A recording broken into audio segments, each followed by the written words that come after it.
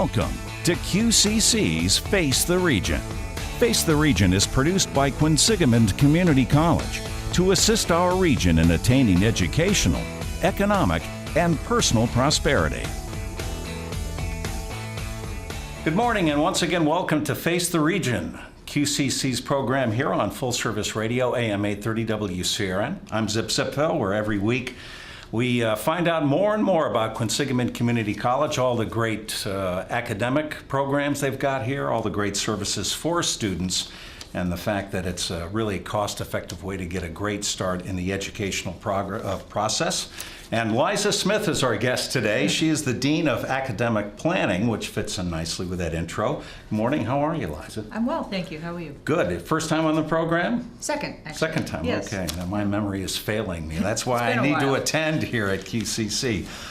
Academic planning and academic advising. Tell us a little bit about what encompasses that whole umbrella. Sure. It's pretty much the whole gamut of the student experience here at Quinsigamond Community College once they have enrolled at the institution. And we do anything from, geez, I'm not sure what my career plans are. I don't know necessarily what my major is or what are the courses that I need to take to complete my degree or achieve my goal. So we do a lot of conversations around goal planning and what it is that you need to do to make sure that you reach those goals and how we can best support you while you're going along that path. And this affects and involves all manner of students, the non-traditional older folks and kids coming straight out of high school as well, right? Yes, every student that comes through the institution at some point touches us in some way, and we're happy to serve them. You know, one of the things in doing the program the past few months, I keep hearing from a lot of students, and to some degree some of the faculty and advisors as well, is that QCC really excels at helping students and non-traditional students and older students find a path where they really weren't sure. Because I think everybody probably has an inclination to want to get ahead and get a better education, but don't always know how to go about it. Yeah, there's a lot of students that come in and they know that they're itching for something different, or they want a different path in life, but they're not really sure how to get there. And so our goal is to do a little probing and talk about what interests them, what their past experiences have been, how they might match, or if they want to go in a completely different direction, what some of those possibilities might be and what it will take to get there.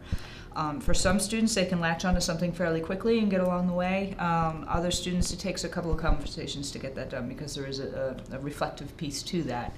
Sure. And students respond well to that. So if a student doesn't really, I really don't know what I'm good at, is there a way for you to test them? I see you've got a thing called Accuplacer placement tests. Is that a... Well, the placement test is mostly about where you are with math and English so that we can place you appropriately based on your skill level. In terms of interest, a lot of that is mostly with conversation or we might recommend a class called ORT 110, which is Strategies for College and Career. And what that does is a lot of interest inventories, things like that, so that the student can see patterns that are emerging from those inventories and talk to an academic advisor about what that means in terms of a career path and then how that leads to a choice of a major here. You know, I've had discussions with folks, I'm in my 60s now, and I'm not sure, I still may come back to QCC. I may not be done yet.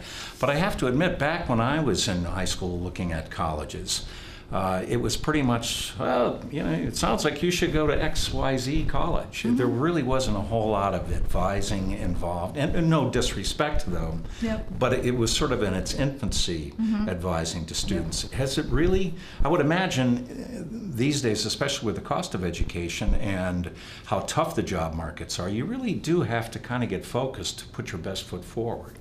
Yes, in terms of the student side or the advisor side? Both actually, Okay, but especially for a student, because one thing you really can't waste is time and expense. Well, time, expense, credits, effort, all of that is expensive one way or the other, right? And so I always say see an advisor nice and early, even if for those students that are brand new, come on in before you're even ready to register and let's have a chat about what it is you're looking to do in terms of your interest.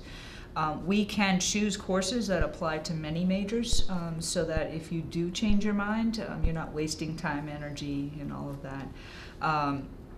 And on the advisor side, we have advisors that have expertise in a wide range of fields for that reason. So that if I have a student who is interested in the tech fields or STEM fields, for example, and maybe I'm not necessarily as well versed in those, but one of my other advisors is, I can refer that student to that advisor to have a more in-depth conversation about the possibilities within that subfield, if you will.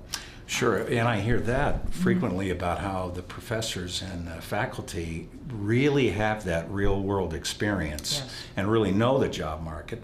You know, even if they're an adjunct professor, they really have a grip on that, which can be really valuable for a student. Yes, the faculty have a way of having that conversation with students around potential career paths that advisors in the advising center may not have. So what we do isn't necessarily in competition with one another as much as it is different. So we can get students onboarded into the institution, we can start them on their pathway in terms of where they've placed in the placement test, we can talk to them broadly about the fields and what it takes to complete the majors that they've chosen. But if a student is really looking into nuances into the field, no better person to talk to than someone who's actually done that work, and that would be the faculty. Right, and how long have you been doing this? Myself? Yeah. I don't know, 15 years or so. Yeah. Wow. And I would imagine in those 15 years you sort of are able to develop, well, just from personal experience, you kind of know personality types and strengths and weaknesses, so it makes it a little bit easier to sort of eyeball a student and get an idea of what they want to do. It is, as long as the student comes prepared to ask some questions and listen and be as open as they can, which can be difficult when you first come in, when you're first meeting somebody. Sure. Obviously, you know, we're not going to be best of friends in 5 minutes, but if we can both be open and honest about what our needs, wants, and desires are, and you know, have an open and honest conversation about what that goal is and the best ways to get toward that goal based on the experiences that I've seen over the past years or whatever. Sure. The student is, you know, able to take whatever nuggets they can out of that conversation and apply that to their own lives. We're chatting with Liza Smith, who is the Dean of Academic Planning here at QCC, and we'll find out more about the services they provide and how students can utilize those services when Face the Region continues here on Full Service Radio, AM 830 WCRN. We'll take a quick break and be right back.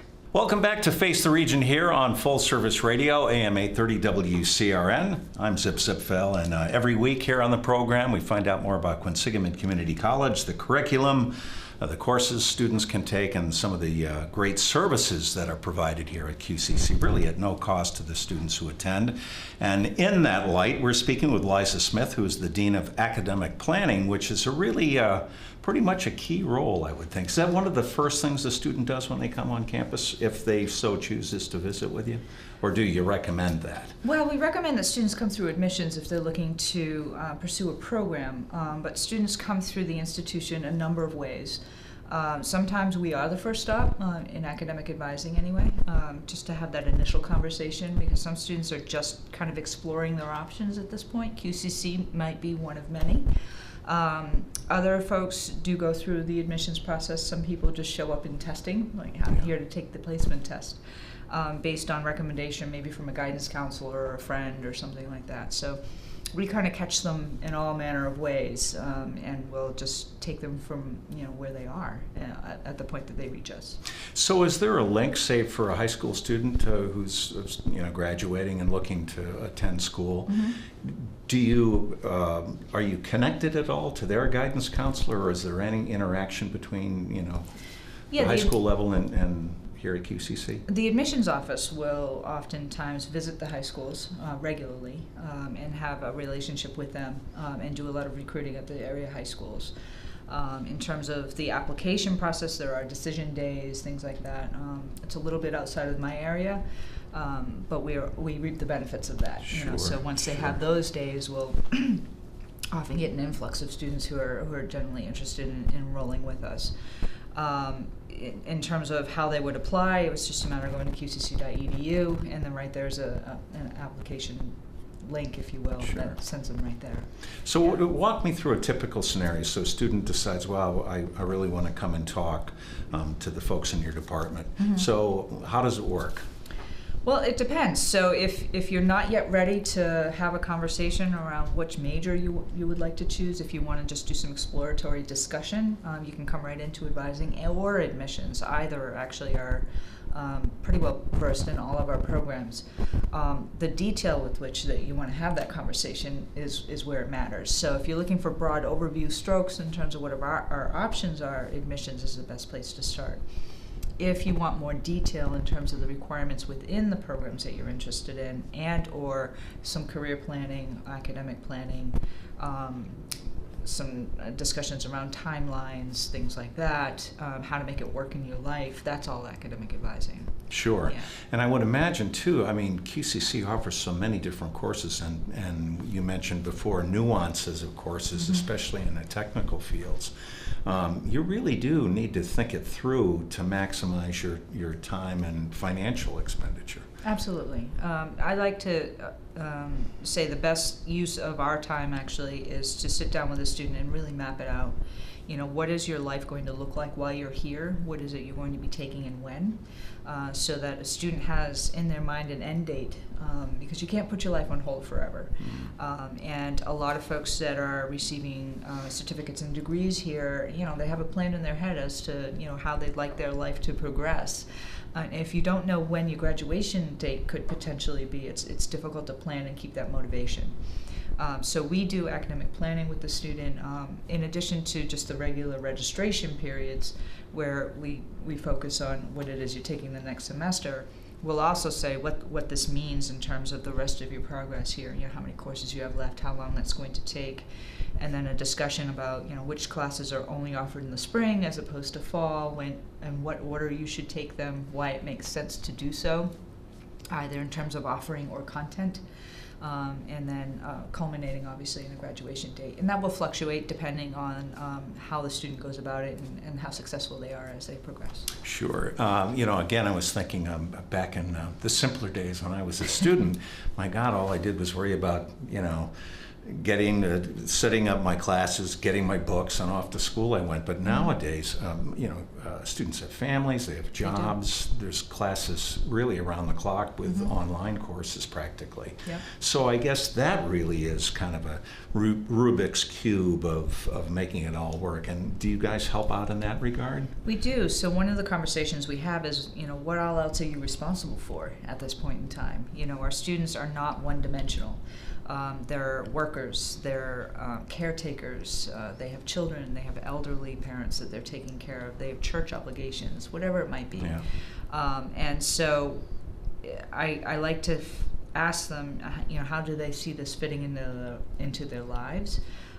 And then also a discussion about what the expectations are based on how much they've registered for and how that plays a role. Right. Because the last thing I want to see is a student overburden themselves in a way that they're not making forward progress toward their goal. And give up, yeah. Well, it's more than just bailing out. It's it has an emotional impact to do that, to feel like you've failed at something, and it's not your fault. It's because there wasn't a big enough discussion around how this all fits together, and that's where we come in. So we'll do that piece around how it all fits together for both face-to-face and online. Some students are more adept at online learning than others, so we want to make sure that it's the right fit and that they're well prepared for that, because online classes do require a little bit of self-motivation as well as organizational skill that face-to-face classes differ. You know, right. You know, back in the day, again, I keep referring back because I'm in advanced years here, but there used to be a reference to being a commuter school, you know, basically you know, taking classes at odd times instead of the normal, you know, fall and spring semesters of a four-year school. From an academic standpoint, do the professors and the courses themselves and the curriculums, are they built sort of around that mentality of a non-traditional student? In other words, I don't want to say do they bend to a point to, you know, give people who are working two jobs and going to school a break, that type of thing. Well, we are creative in our scheduling. So, you know, there are the Monday, Wednesday, Friday 10 to 2s, just like any other school for that matter. But we also have summer classes that help students make up time if they feel like they can't take a full boat schedule in the fall.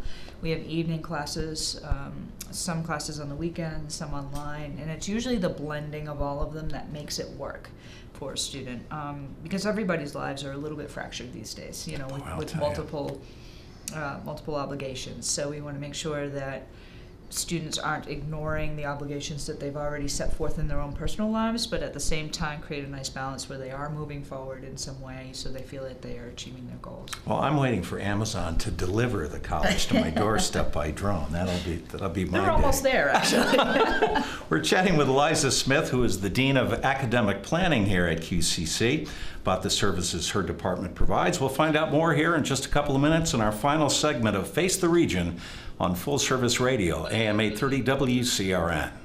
Welcome back to QCC's Face the Region right here on Full Service Radio, AM 830 WCRN, and you may be watching on any number of community access cable TV stations. We're glad you're here. Tune in every week. You'll find out more about QCC and the great programs they've got here, as well as the great services they provide for students. And that's why we're talking with Liza Smith, who is the Dean of Academic Planning here at QCC. Spring semester is right around the corner. Time is flying by. Holidays are here. And so you're going to actually start registering the 6th of November? Yeah, the 6th of November is when we've reserved the first 2 weeks of the registration period for returning students. So those folks that are already enrolled in classes this last fall, we're inviting them to come and see their advisor as soon as possible to register for classes to get the best schedule possible. So we do that as a convenience to them and a service for them. It's almost like a VIP pass, if you will, for the first dibs of Gold card member. Yes, exactly. For the best choice of classes for their schedule. After 2 weeks is over, I believe it starts the 21st, is general registration, and that's for any student that comes in, whether they're returning or brand new to the institution. They can come in at that point forward. Now, do you assign a specific advisor to each student, or are there more than one of you in your department? I would hope there's one, yes. So we have a blended model here at QCC. So there is the advising center, but first and foremost, we assign cohorts of students to faculty advisors based on their major, generally. Oh, okay. Yes, so within their area of expertise, they get 18 or so students with whom they will formulate a relationship. And hopefully they've already been in touch with their advisors so that they already know kind of who they're working with and things like that. And the goal is for them to come in within the 2 weeks starting the 6th through the 20th to register for classes with their assigned advisor. The advising center, at some point we run out of faculty, so the advising center holds all the rest, and so everybody comes in to see us, and we're seeing all students on a walk-in basis for the first 2 weeks of registration so that we can service more students and get them the schedule that they need before the new students arrive. Now, is this a program you would find at all other schools, or is this sort of an aggressive individual proprietary program? I don't want to say proprietary, but the QCC, or do you mean all in terms schools? of the model? Or, well, yeah, just, I mean, to be that proactive, to have, faculty actually involved in the various... Different schools do it different ways, and everybody kind of has their own little niche that they use. In the state of Massachusetts, public schools anyway, have pretty much the same setup. How they go about it might be a little bit different here or there, but it's fairly standard. Yeah. And it seems too that, especially, and again, it's the only thing I can fall back on. I kind of grew up in the Leave It to Beaver area with 2-parent families. Mm-hmm. So I would imagine you play a really critical role in providing almost a mentorship in a way to the students as far as their careers. We do, and the faculty do as well. And in advising, if a student happens to formulate a relationship with a particular advisor, they're welcome to request them when they come in. So, right. Yeah. Do you stay with the student throughout their career here? Not necessarily. New students will often have what we call a CAPS advisor, which is a full-time advisor for a period of 1 year. And then after which time we would pass them on to their faculty advisor, because at that point they've probably done some shifting in their major choice, and we wanted to make sure that the faculty member that they receive is within their area of expertise.